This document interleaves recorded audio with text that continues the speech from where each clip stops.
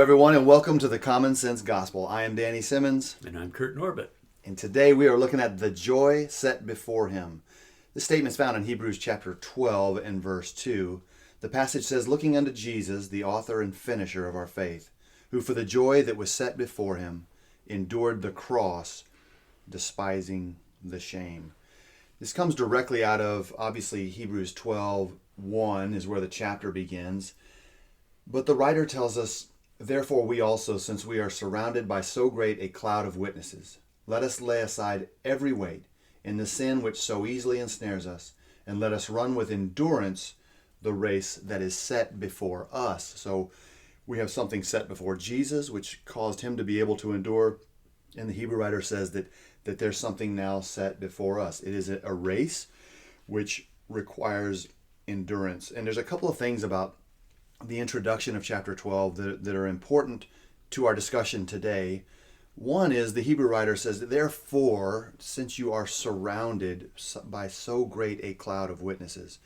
And we could make the mistake, especially as far as the maturity level in reading scriptures, that it looks like these witnesses are surrounding us and they're bearing witness to our lives. But that's not what the writer is saying.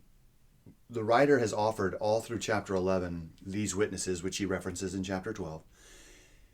They bear witness to the fact that you should endure, that they themselves endured great difficulty, great turmoil, battles. Some of them were eaten by lions and sawn in two by wicked sinners, but they endured because they believed in a city. God had promised a city whose builder and maker was God. The foundations were sure and steadfast, and the Hebrew writer even says that if they would have thought about their previous home, they could have gone back, but they didn't. So all that again helps us with this idea of endurance. We want to kind of keep that out in front of our minds as we look through this. And let me give you an example on how to do that. Let's say a faithful Christian is walking with the Lord, faithful, but there is something plaguing them, and that could just be a list of things. But something's plaguing them, and they feel like they're getting bogged down, and their faith, their commitment to the Lord is waning. Someone may say, "Well, you don't understand. I have these deep family problems." And so I just want to share with you as an example that, go back to Hebrews 11, Jacob had huge family problems. I mean, talk to Jacob for a minute. He says to you, "Oh, I have 4 wives and 12 kids. More than 12 kids, because he had Dinah was his daughter. Mm-hmm. I've got 13 children, and I got a messed up family situation. I have an uncle who pursued me more than once to try to kill me." So he's in chapter 11, this cloud of witnesses. Can I do it with family problems? Yes, that's the answer coming from that. Someone may say, I've become faithful too late in life. I'm too old. I've been put out to pasture. And the Bible says nothing about that. Mm-hmm. Moses was called by God at 80 years old to begin to free the people from Egypt. Who else fits the elderly list in Hebrews? Well, there's Abraham. Abraham, 75. 75, and he's told to get up and move. Yes. To a place where you don't know where you're going, but I want you to go there. And Abraham did it. Yep. So let me ask you, neither one of us know, but 75, are you set in your ways? Are you less likely to want to move? Or? You have formed some habits. That's for sure. Absolutely. So again, Hebrews 11, it's this encouragement for us. We're surrounded by these people to show us that it can be done. Someone may say, "I didn't realize the reality of Romans 12, to offer yourselves a living sacrifice daily before God, which is our reasonable service. I'm not sure I can do that." Well, Isaac's in chapter 11 to talk to you about sacrifice. You think you can't lay yourself on the altar? Carried his own wood, too. He carried his own wood to be sacrificed by his That's father. an interesting point. We never really stop to think about that. Here's a young man strong enough to carry the wood up a mountain. Yeah. Would Abraham force him to lay down on that altar? We see the faith of Abraham, but there's the faith of Isaac there too. That's why he's there. I think when we don't know what it was, but Abraham apparently said, "Here's where you need to be, son." And he obeyed his father. Did it, yeah. That's right. He obeyed his father. Mm-hmm. So there it is again, this idea of, I can't sacrifice all that God's asking me to sacrifice. Isaac wants to talk to you about that. And Abraham. Yeah, Abraham too. He gave up his son. Absolutely. That's his son was dead in his sacrifice. Heart. Yeah. Wow. And then the other one I have is, if I'm wrestling with lust, or just it keeps coming back and I'm having trouble with that particular issue, that Samson and David are both there, aren't they, for us to look at. Both of them struggled with the temptation of lust and the desire for women, and yet they're in chapter 11, not because they failed in those areas, but to show us that through endurance and a faithfulness to God, a commitment to what he's called you to do, that you can be in the hall of faith with these great men and women. Rahab is another one, right in the middle of Hebrews 11, a harlot in a foreign land. But when she heard about God, she turned to him, and she is in the genealogy of Jesus Christ. She is in Hebrews chapter 11. So there is no excuse the Bible hasn't covered. I'm not saying excuse lightly, because it could be that something's really hard on us. It's been really hard and very difficult. But I do want us to know that we have a cloud of witnesses that we can go and talk to. Mm-hmm. We can read about them. I think that's encouraging. I think that we should do that. And I think many of these didn't run a perfect race. You never do. Right. Especially in the spiritual world, because we're flesh. But they may have stumbled and fallen down on the track. But the thing is, they got back and continued to run. That's right. I've been watching my little 8-year-old granddaughter. She's gotten into track, and she loves distance running. She gets out there and runs 800 meters, and I'd be lucky to walk 800 meters anymore. But she just gets out there and endures. It's hot. She's there all day. Fortunately, she hasn't stumbled down and fallen down, but I've seen other runners do that. Absolutely. And these are kids. It'd be easy for them to get up and, my knee is skinned, and they're hurt and they're embarrassed and they're crying. But every time I see that, they keep running. And what's the reason? Why do they get up? Because there's a finish line. There's a finish line that they want to cross. Yeah. There's a goal that they're looking past the immediate pain and struggle to reach that. And here in Hebrews 12, that's what we see in Jesus. That's right. And so the admonition for us is run the race with endurance, which another word for that is patience. Run. Understand the goal. Stay focused on the goal as a Christian. The kingdom of heaven, eternity with God awaits those who are faithful. And we're going to have to endure some things. And the Bible is very clear about that, which I'm thankful for that. We are to lay aside every weight and sin. So there's two things required of us in that passage. First of all, lay aside the weight. And to me, that's not necessarily sinful things, but things that are slowing us down in our pursuit of the greater good that God has set before us. And that needs to be sorted out for each one of us individually. This is not a sinful thing, but it's taking me away from my Bible reading. Mm-hmm. It's taking me away from the hour of prayer that I once had set up in my life each day. And so that weight that, again, is slowing us down spiritually is set aside, because I can tell that it has hindered my pursuit. And that, again, it's got to be evaluated by each one of us, but it's good to think about that. The weight is not sin, but it's still weight, and it keeps you slowed down. The runner who's running long distance, as you mentioned, I bet none of those kids had combat boots on. No. They don't bring their backpack with them. Right. Because that is a hindrance. They remove the hindrances. That's right. To your potential. Mm-hmm. And so again, I want to take all this off that I can. I want to wear a very light shirt, a very light pair of shorts, and shoes that are designed for running. Most girls have their hairs pinned back because you need to be streamlined. Any wind resistance you're fighting is one more challenge that will slow you down. And swimmers are the very same way. It's very important for them. And to watch them helps me kind of see the spiritual side of it. What they go through. The runner is told, don't look at the runners beside you. Stay in your lane. Stay focused on the goal and push yourself to the best of your ability. Because you've run a lot already on your own. You know how well you can do, and demand that of yourself.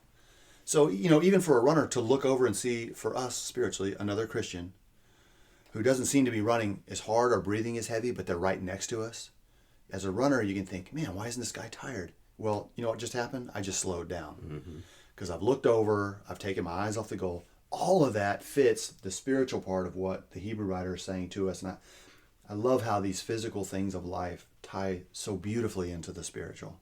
They can be compared, and they are compared for that reason. So run with endurance, run with patience, and then so the Christian says, well, how am I supposed to be able to do that? And so the Bible says, I'm glad you asked. Verse 2, looking unto Jesus, Yes. the author and finisher of our faith, who for the joy that was set before him endured the cross, despising the shame. What that says to us, and we need to really take this to heart, is that my race and my running are directly tied to my relationship with Jesus. They are inseparable. They are directly tied. And so the joy set before Jesus. Tell us, Kurt, how that worked in Jesus' life. Well, it tells us Jesus endured the cross. And of course, he's our great example. He's constantly held up. Paul even says, imitate Christ. And also to imitate me, Paul, as I imitate Christ. So Jesus is always the ultimate example. He was not excited to go to the cross. Look at Gethsemane. That was suffering, which could have gotten him down. He could have quit right there. Lord, let this cup pass from me. And it's not passing, so I don't want to do this. Right. No, his deepest desire was that the Father's will be done. And he, as the Hebrew writer tells us, he looked past that pending suffering, the immediate suffering he was going to go through, to a goal. This was the route he was going to have to travel. When he saw that the cup was not going to pass from him, as you look from that point on, he is at peace throughout his passion. And when he's hanging on the cross, there's no complaining, there's no bitterness. He's not arguing with his enemies. He's in control of himself, and he's in control of the situation, really. I have chosen to endure this. And I think one thing that was, I was thinking about it today. You know, God is not bound by time. He lives outside of time. He created time and he governs it. But from our viewpoint, he has patiently worked for many of our centuries. For one thing, bring man back to himself. We threw that away in the Garden of Eden. We've all suffered the consequences of sin. All have sinned and fall short of the glory of God. But God has worked to bring us back. And Jesus knew he was the culmination of that plan. It is now up to you to bring it to fruition, Jesus. That's part of the joy that's set before him. I can now bring this plan to pass. And so it's too bad we can't hear it being said. We just read the words on the cross. He gave a great shout, it is finished, and then he gave up his spirit. I think it was a victory cry, personally.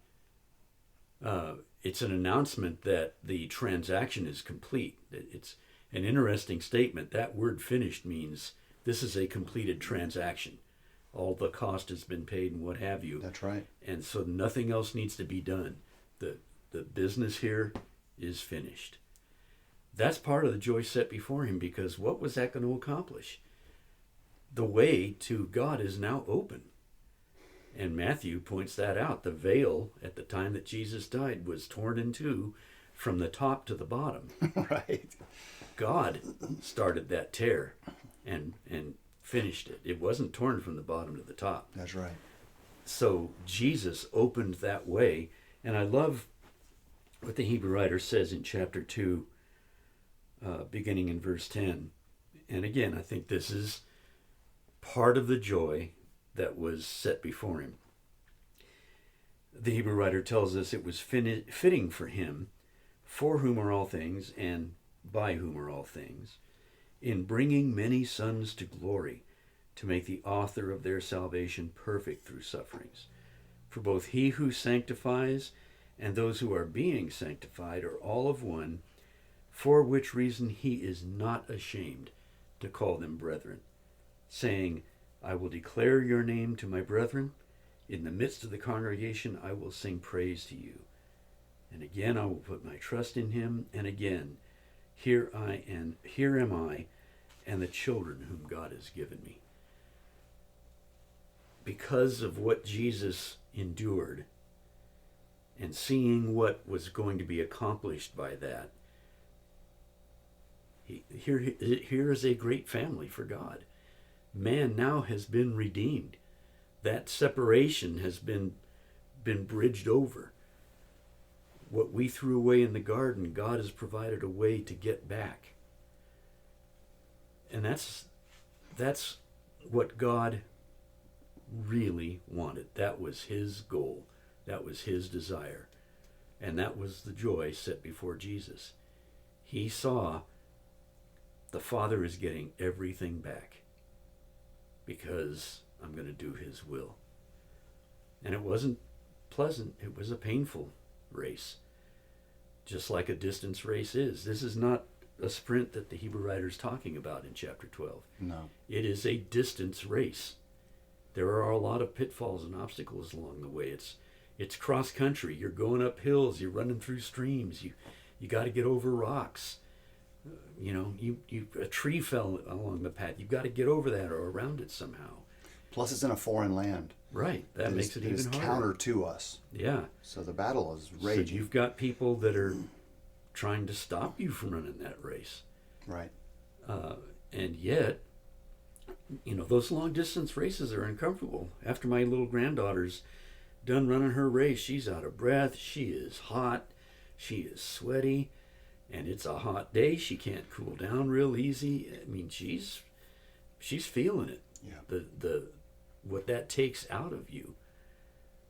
But the Hebrew writer is encouraging us by saying you're not running it alone. Right. There are witnesses. Yep. They've run it before you have. They've been through the race, yeah. And they did it. There is no reason. There's no one who can say, but my suffering is so special. And that's not to deride an individual's suffering. Right. It is warning about how we look at it.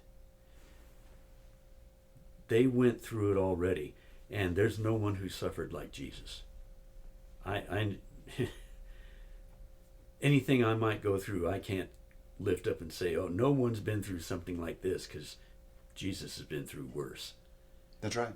But he did it for you and me, and for whoever might be listening. He did it for you. That's right. That was the joy set before him, because he could bring you and me back to God. Yeah, the thing about Jesus that we can't forget, because sometimes we do look at the cross and some of the challenges that he faced on the earth, and we think that was pretty bad, but I'm getting close. The reason why that can never be true in my mind is because of who he is ultimately. In John 17, he says, "Glorify me as we were glorified from the foundation of the world." Yeah, with the glory so of the head. he is God. He is the Word of God. He is with God. And again, Philippians 2, the descent from deity, from perfection. And it's just mind-blowing. They don't need us. The Father, the Son, and the Holy Spirit do not need us. They want us. Yes.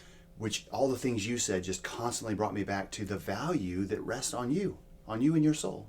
In God's perspective, the value on you is greater than what I understand because of all of those steps that Christ took. And again, as you said, the joy set before him was that veil would be torn and the door, he is the door would swing open and we're reconciled to the Father, which is from the beginning has been the desire of God and the Son and the Holy Spirit.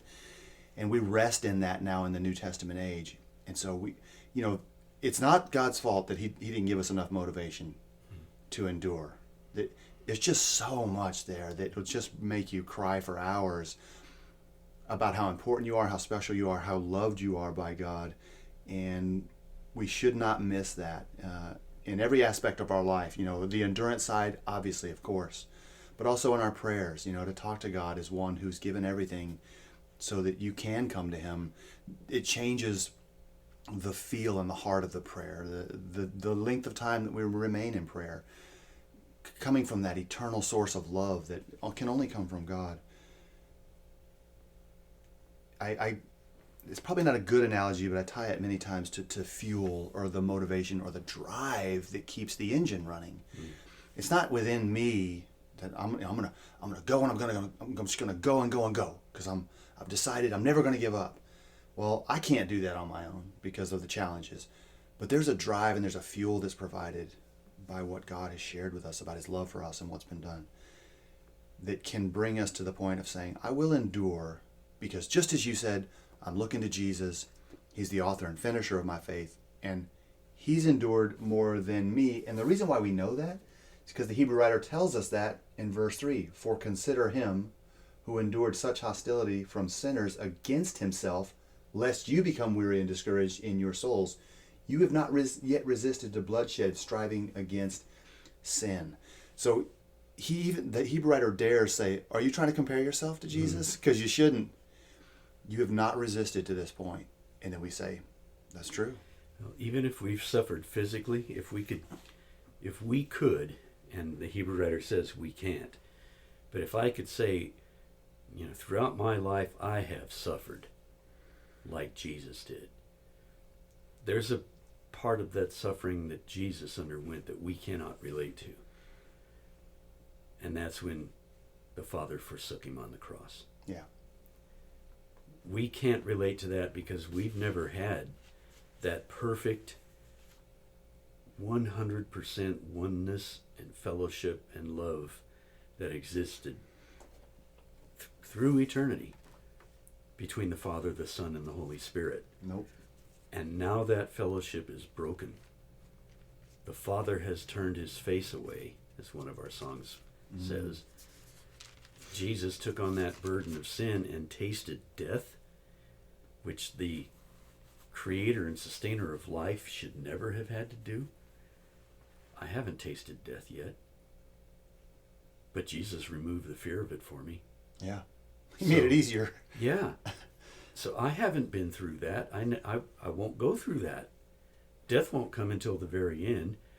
And I can't even relate to what it must have felt like for the Son to be separated from the Father.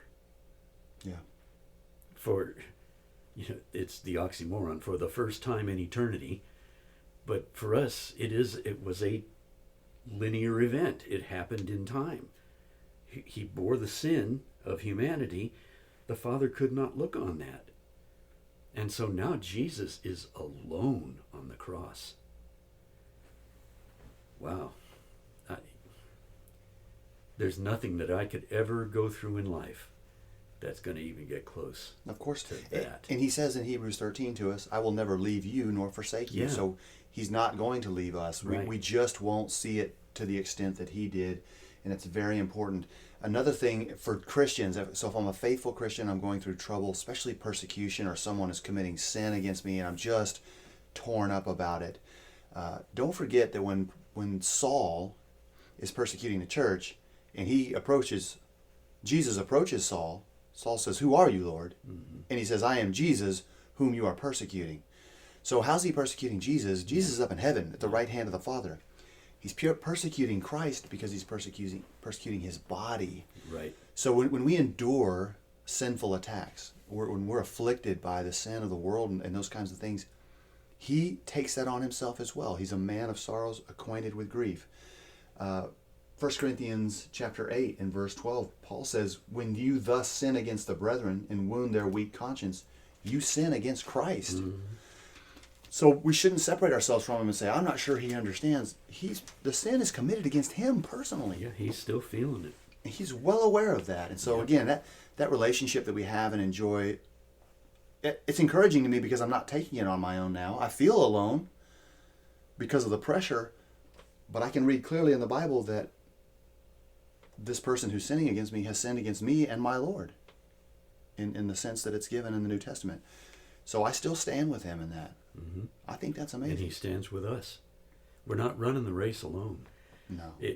And that's the thing. This is a race that requires faith. Hebrews 11. We have to have the faith that Jesus is running along beside me. Right. He's there in the race with me, and he's encouraging me, and he's showing me it can be done. And it's not because of my own strength, as you've mentioned. He can provide that strength because he's endured it. He's finished the race, so to speak. He says it is finished. That's right. So he accomplished the will of the Father. And now he wants to help you and me accomplish the will of the Father. So he's not hanging us out to dry. No. He is there. He gives us strength. He gives us encouragement. He gives us peace.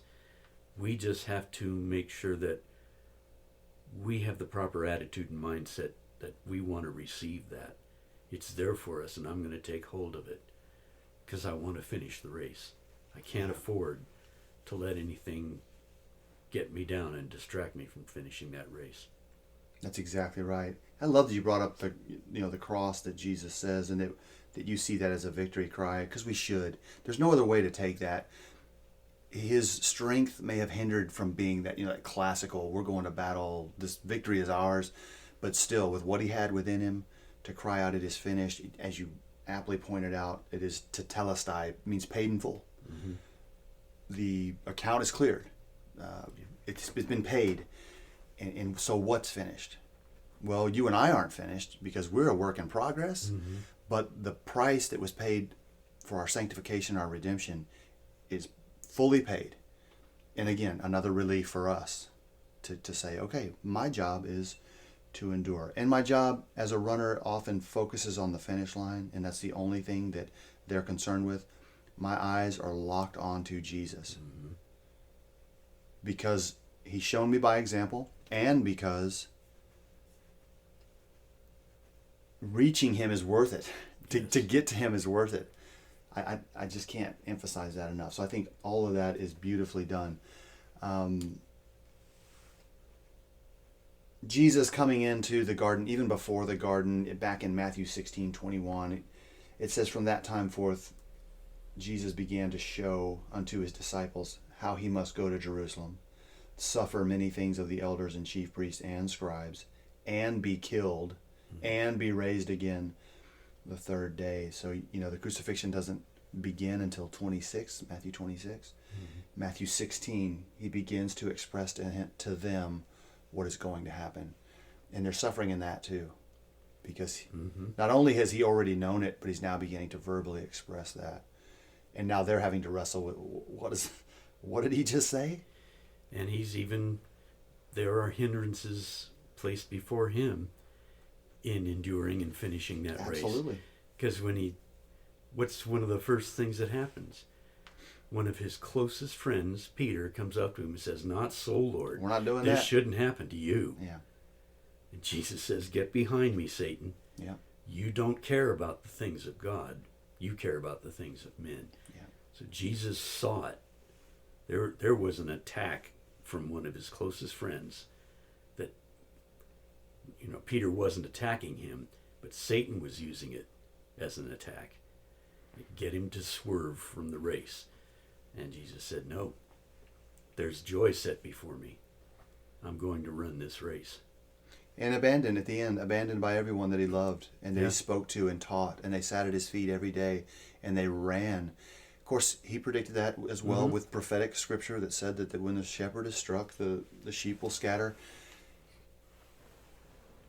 But they're in those moments, and that's why this is important for us, because in those moments, with all of the difficulty that's upon each one of us, there is still the eternal truth that is not changed and that we must remain focused on, and that is for us the motivation to move forward. I like to have my brethren with me, and we all nodding in agreement that, yeah, good job, good lesson there. Man, I love those verses, and we're all standing together and talking about how we're willing to fight. I like that, but if it all fell apart, I have to be reassured in the darkest moment. There may come a time when we as Christians are thrown into a dark jail cell. Yeah. And we're laying there all by ourselves. That's right. No brothers or sisters around. No means of contact. Yeah. The same with a hospital bed. Then it's us and Jesus. Same thing, right? We are laid down in a hospital bed, and the only people coming to talk to you are the ones with stethoscopes around their neck, and they're bringing nothing but bad news. And even in that, we are running. Aren't we running a race? Even flat on our back. We're getting close to the finish line, and Jesus has not forsaken us. Yeah, it really depends on, like the Hebrew writer tells us, where we're looking. Are we looking at the immediate future or the now, or are we looking to the goal? And I love the words of Paul in 2 Corinthians chapter 4, beginning at verse 16, because he knows Jesus and he knows what he's been through as an apostle of Jesus. Mm-hmm. He tells us all about it in 2 Corinthians 12.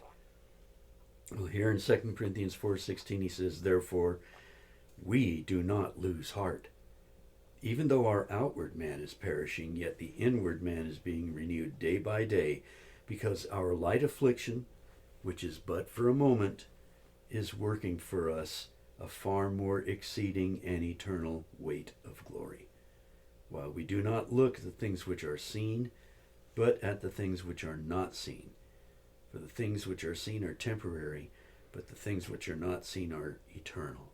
You know, maybe I've got a long-term illness, or I just deal with chronic pain every day, which can wear you down. It can be a burden. Absolutely. Paul says it is a light affliction for the moment. That's how we have to be reminded to keep that in perspective. There is an eternal weight of glory at the end of this race.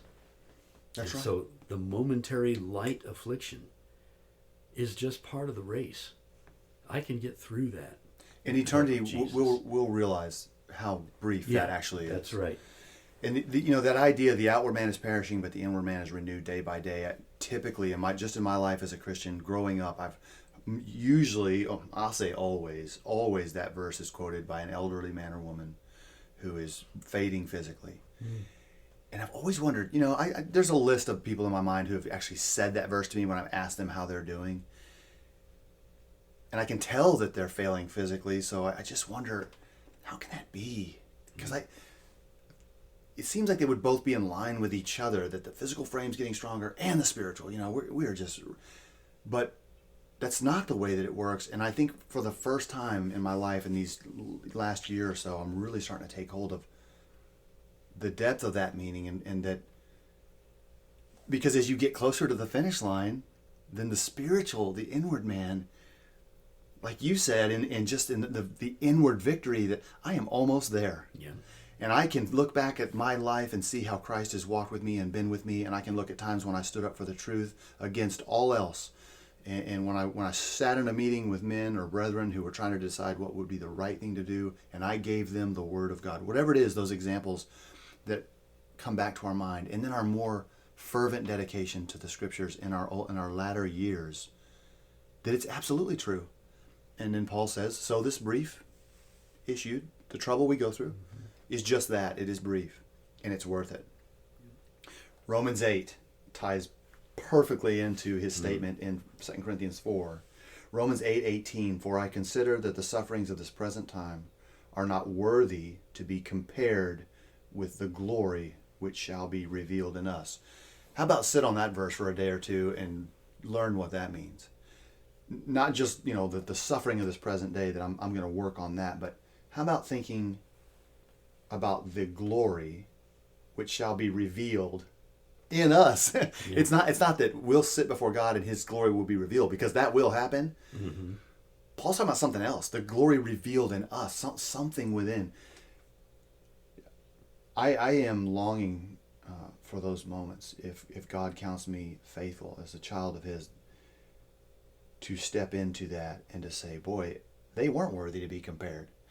Paul's basically saying, I put both on a scale, and the sufferings flew off the scale because of the weight of the glory. Right. He talks about the weight of eternal glory. that picture of comparing is always there in the Bible. And so that's good for us too, for endurance. Mm-hmm. Put them on a scale.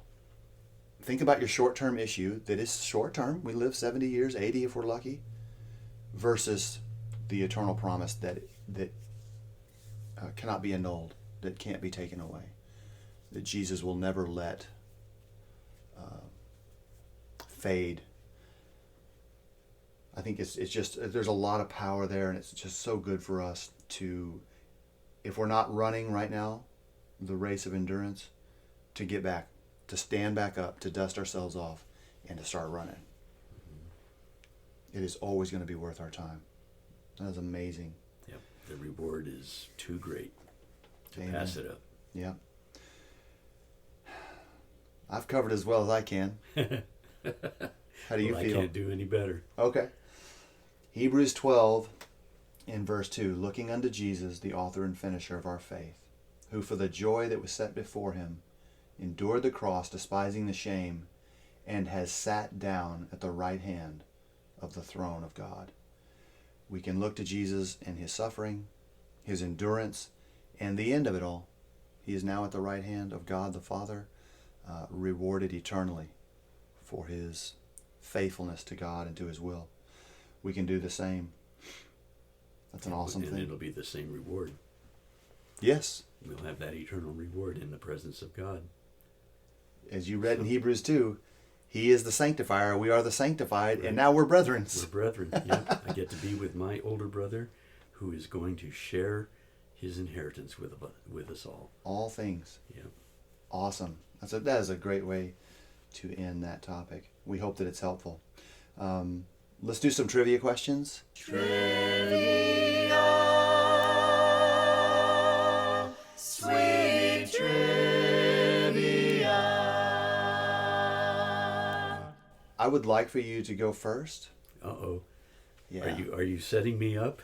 I've learned with enduring pain that, like taking off the Band-Aid, just rip it off. You know? Just let me have it. Okay. Let those who are listening have it. What do you have for us, Kurt? Well, there was a place of safety, often referred to as the horns of the altar. The altar had a protrusion at each corner, which was the horn. Those were the horns of the altar. And if you were in peril and you grabbed the horns of the altar, that was kind of a place where people couldn't get to you. But there was one person who was killed while holding on to the horns of the altar. You remember who that was? Nope. I know what you're talking about. He was one of David's main people. Oh, Joab. Yep. Solomon put him to death, even while he was holding onto the horns of the altar, because he had basically, he had rebelled against Solomon. He sided with, now I can't even remember. Solomon's brother. Yeah, his brother who wanted to usurp the throne. And because of that, Solomon had him put to death, rightly so. That and also the crimes he committed while under service to David. Joab got an extra 10 or 20 years of life that he did not deserve. He didn't follow instruction. Every once in a while I'd say something wise, but very seldom. And even Joab himself said, let him come and take care of it here, but I'm holding on to the horns of the altar. And so Solomon dispatched one of his mighty men, and it was done. Wow. But yep. So Joab, what's the passage for that? 2 Kings chapter 2, verses 28 through 34. Okay. If anyone would like to look that up. Great. My first question comes from the book of Genesis. And I was looking again at Hebrews 11 to kind of get, because there's so much there. Here's the question. What caused Sarah to say this to Abraham? Cast out this bondwoman and her son, for the son of this bondwoman shall not be heir with my son, namely Isaac. What caused her to say that? Basically, Hagar and Ishmael's attitude toward her son. Her son Isaac, yes. Yeah. Genesis 21, verses 9 through 10 says, Sarah saw the son of Hagar the Egyptian, whom she had borne to Abraham, scoffing. Abraham threw a great feast after Isaac was weaned. And remember, Ishmael's older, and he's scoffing at the young boy. And Sarah says, that's it. That's enough. Yep. And then Paul uses the casting out of the bondwoman in Yep. Galatians as an example. That's a great spiritual lesson there. It really is. We look at it and, yeah, here's some more of Abraham's family friction, but that was, like Paul said, it's the allegory of Hagar and Sarah. There was a spiritual truth, That's right. a very important one that was being illustrated there. If you're under the law, you are of the bondwoman. Yeah. If not, if you're under Christ, you're under the free. So that, yeah, that's really neat. Okay, number 2 for me. We're almost done. The Band-Aid's almost off. This one won't hurt so much. The other one didn't hurt We'll either. see. You got that Band-Aid going. Okay, this is, you should get this one. What is the name of the king who saw the finger right on the wall? I'm going to say Belshazzar. Are you sure? Obviously not. Now, wait a minute. Are you saying I'm You're saying it correct. wrong? No, you're correct. Okay. It's Belshazzar. Because I'm Nebuchadnezzar. I know it Yeah. wasn't him. Yeah. That's when it began. Daniel 5, verses 1 through 5. Okay. But the game shows always say, is that your final I was going to answer? say, why are you giving me grief? Are you sure about that? You But no, better. you got it. All right. Well done. Nice. Very good. Yeah, Belshazzar had some issues there with his tummy. Quite embarrassing. Yes. I can't say I'd do any better, though. No, I think, especially in that time, and he's probably a little bit drunk, and he sees something like this happen. I like how it's something like the sinews of his hips were loosed and his knees knocked together. In other words, he couldn't even stand up. He That's was right. just trembling in fear. And Terrifying. I would too. He should. Yeah. That writing was Yep, contrary to him. it was a pronouncement of doom. All right, final question for the day. Get your thinking caps on, as they used to tell us. Jephthah the Gileadite was a mighty man of valor in Judges 11. When Jephthah and his brothers grew up, his brothers drove him out. Why did they do this to Jephthah? He was the son of a concubine. Son of a... More than just a concubine. Yeah.